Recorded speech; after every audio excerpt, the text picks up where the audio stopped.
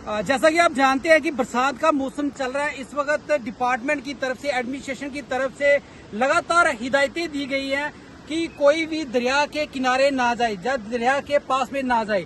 पर जब दरिया का पानी हमारे पास आ जाए, हमारे घरों के पास आ जाए, तो उसके बाद हम कहाँ जाए? ये मैं डिपार्टमेंट से पूछना चाहता हूँ। हम उज्ज रिवर के किनारे खड़े हैं। जसरोटा गांव जो पड़ता है बिल्कुल नजदीक है, रेलवे ब्रिज बिल्कुल नजदीक है। आज जो बरसात की जो पहली बारिश के कारण जहां उज्ज रिवर में पानी का फ्लो बहुत ज्यादा बढ़ा है और लगातार जो जसरोटा गांव के किनारे में रहने वाले लोगों के घरों के पास से पानी होकर गुजर रहा है।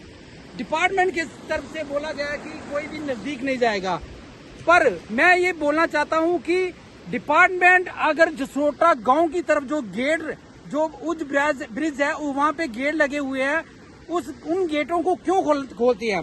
इससे 13-14 गेट और भी हैं। अगर वो बराबर गेटों को खोला जाए तो जो पानी डिवाइड होकर निकलेगा तो फ्लो पानी का नहीं बढ़ेगा।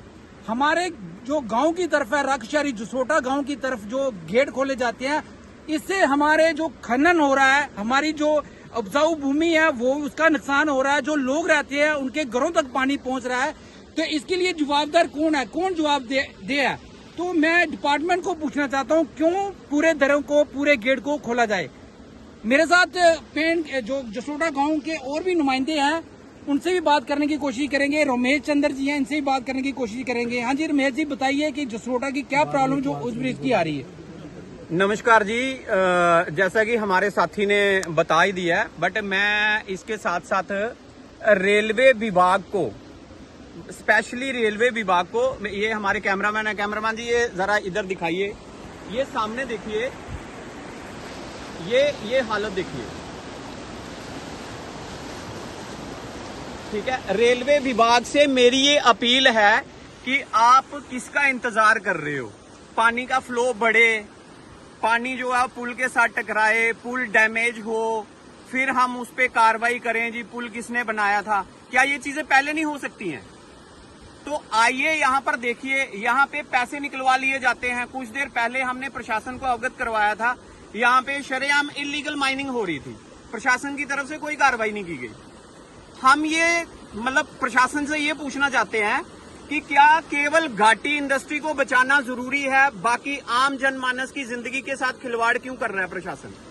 गेट जो है वो गांव वाली साइड के सारे गेट जो हैं वो खोल दिए गए हैं, और जो वो सामने देखिए बिल्कुल पूरा दरिया खाली है और सारा का सारा पानी का फ्लो जो है वो गांव की तरफ है। तो प्रशासन से मेरी अपील है, अभी हमें थोड़ी देर पहले प्रशासन की तरफ से एक जानकारी मिली है कि दरिया के किनारे मत जाइए। ठीक है, हम प्रशासन की बात को फॉलो करते हैं, दरिया के किनारे हम नहीं जाएंगे, दरिया हमारे पास आ रहा है, तो इसका जवाबदेही कौन है? तो प्रशासन से हमारी अपील है कि समय रहते इन चीजों पे गौर किया जाए और समय रहते जो है जनमानस की जिंदगी को बचाने का प्रयास किया जाए। यहाँ पे ये देखिए, ये देखो, वो सामने, ये देखो, ये पेड़ गिर गया, ये देखो, ये देखो, ये हालत है, ये पेड़ देखो ये गिरा है, वो देखो वो पेड़ एक वो गिर के वो पानी में बह के जा रहा है। मतलब इतनी बुरी हालत है, अभी बारिश हुई ही नहीं है। तो क्या प्रशासन ये चाहता है कि रजौरी जैसा, नौशहरे जैसा हाल जो है वो कठुआ जिले का भी हो, तब जाके हमारी आंखें खुलेंगी?